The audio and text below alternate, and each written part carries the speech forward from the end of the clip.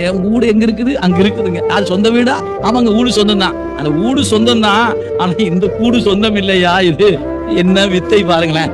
இப்படிப்பட்ட வித்தையான உலகத்துலதாக சிக்கி கிடக்கிறோம். என்னதுதான், ஆனா என்னது இல்ல. மறந்துடக்கூடாது.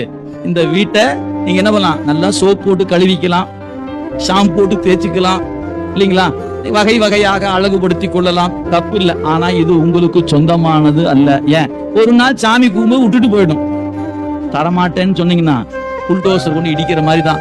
காலன் வந்து நின்று என்ன பண்ணுவான்? நீ கொடுக்குற மாதிரி தெரியல, நானே எடுத்துக்கிறேன்னு எடுத்துட்டு போயிடுவான். சோ நாம எல்லாரும் ஒரு நாளைக்கு இந்த கூட்டம் விட்டுட்டு போய்த்தாங்க ஆகும்.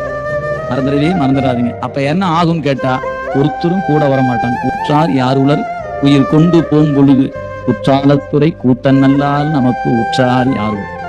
எந்த தாயும் வரமாட்டாங்க, எந்த தந்தையும் வரமாட்டாங்க, எந்த நண்பரும் வரமாட்டாங்க, யாரும் வரமாட்டாங்க. எத்தாயர் எத்தந்தை எச்சுற்றத்தார் எம்மாடு சும்மாடுதான்.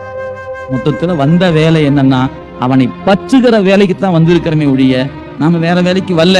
அதை உணர்த்துவதுதான் இந்த ஞான சாத்திரங்கள்.